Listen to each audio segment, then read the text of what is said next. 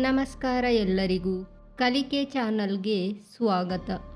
ಈ ವಿಡಿಯೋದಲ್ಲಿ ನಾವು ಕೋಬಾಲ್ಟ್ ಲೋಹದ ಬಗ್ಗೆ ತಿಳಿದುಕೊಳ್ಳೋಣ. ಕೋಬಾಲ್ಟ್ ಗಟ್ಟಿಯಾದ ಹೊಳಪಿನ ಮತ್ತು ನೀಲಿ ಬೂದು ಬಣ್ಣದ ಪರಿವರ್ತನಾ ಲೋಹವಾಗಿದ್ದು CO ಚಿಹ್ನೆಯನ್ನು ಹೊಂದಿದೆ. ಇದರ ಪರಮಾಣು ಸಂಖ್ಯೆ 27 ಆಗಿದ್ದು ಆವರ್ತಕ ಕೋಷ್ಟಕದ ಗುಂಪು 9ರಲ್ಲಿದೆ. ಕೋಬಾಲ್ಟ್ ಭೂಮಿಯ ಹೊರಪದರದಲ್ಲಿ ರಾಸಾಯನಿಕವಾಗಿ ಸಂಯೋಜಿತ ರೂಪದಲ್ಲಿ ಮಾತ್ರ ಕಂಡುಬರುತ್ತದೆ. ಆದರೆ ನೈಸರ್ಗಿಕವಾಗಿ ಉಲ್ಕಲೋಹದ ಮಿಶ್ರಲೋಹಗಳಲ್ಲಿ ಅತಿ ಚಿಕ್ಕ ಪ್ರಮಾಣದಲ್ಲಿ ದೊರಕುತ್ತದೆ.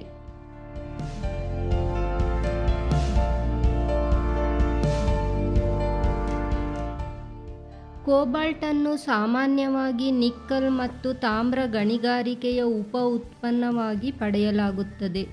ಇದು ಇದರ ಶಕ್ತಿ, ಶಾಖ ನಿರೋಧಕತೆ ಮತ್ತು ಕಾಂತೀಯ ಗುಣಲಕ್ಷಣಗಳಿಗೆ ಹೆಸರುವಾಸಿಯಾಗಿದೆ.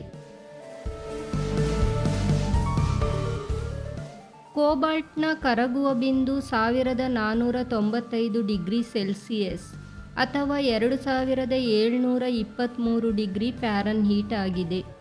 ಇದರ ಕುದಿಯುವ ಬಿಂದು 2927 ಡಿಗ್ರಿ ಸೆಲ್ಸಿಯಸ್ ಅಥವಾ 5301 ಡಿಗ್ರಿ ಫ್ಯಾರನ್ಹೀಟ್ ಆಗಿದೆ.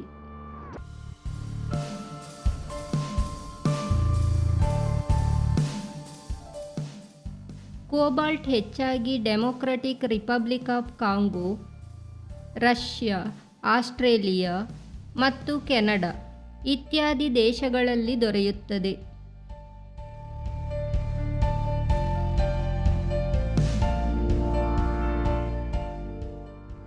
ಕೋಬಾಲ್ಟ್ ಅತ್ಯಂತ ಗಟ್ಟಿಯಾದ ಲೋಹವಾಗಿದ್ದು ದೀರ್ಘಕಾಲ ಬಾಳಿಕೆ ಬರುತ್ತದೆ.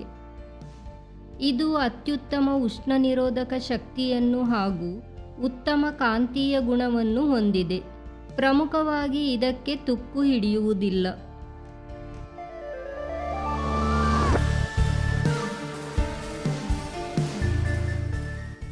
ಕೋಬಾಲ್ಟನ್ನು ಬ್ಯಾಟರಿ ತಯಾರಿಕೆಯಲ್ಲಿ ಬಳಸಲಾಗುತ್ತದೆ, ಪ್ರಮುಖವಾಗಿ ಲಿಥಿಯಂ ಅಯಾನ್ ಬ್ಯಾಟರಿಗಳಲ್ಲಿ. ಇದನ್ನು ಮೊಬೈಲ್, ಲ್ಯಾಪ್ಟಾಪ್ ಮತ್ತು ಎಲೆಕ್ಟ್ರಿಕ್ ವಾಹನಗಳಲ್ಲಿ ಬಳಸಲಾಗುತ್ತದೆ. ಮಿಶ್ರಲೋಹಗಳಾಗಿ ಇದನ್ನು ವಿಮಾನದ ಎಂಜಿನ್ ಮತ್ತು ಕೈಗಾರಿಕಾ ಉಪಕರಣಗಳಲ್ಲಿ ಉಪಯೋಗಿಸಲಾಗುತ್ತದೆ ಹಾಗೂ ಅಯಸ್ಕಾಂತಗಳಲ್ಲಿ ಬಳಸಲಾಗುತ್ತದೆ.